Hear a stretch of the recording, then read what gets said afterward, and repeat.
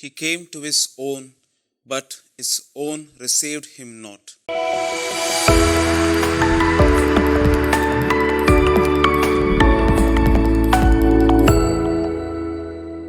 My dear brothers and sisters in Jesus Christ, in today's Gospel we see Jesus being rejected by his own people.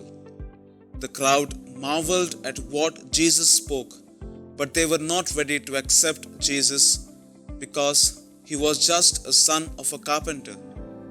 We see the words of Isaiah being fulfilled. Listen and listen, but never understand. Look and look, but never perceive. The crowd wondered as to how a son of a local carpenter could turn into a mighty prophet. Therefore, they could not accept him because of their familiarity with him and his family. The people of Nazareth had the opportunity to change their way of living, but they demanded for miracles from Jesus, which he did in other towns.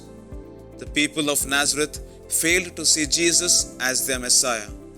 Therefore, Jesus himself exclaims that a prophet is not welcomed in his own hometown. Saint John in chapter 1 verses 11 mentions about rejection, saying, "He came to his own, but his own received him not." And later we see Jesus presents two examples from the Old Testament of Prophet Elijah and Prophet Elisha. In these examples, we see how God sent his prophets to non-Jews because the ones who were chosen by God rejected him. Jesus brings to us the message of salvation in many ways, such as through preachers, parents, teachers, strangers, and so on. But do we accept them as God's messengers or take them for granted?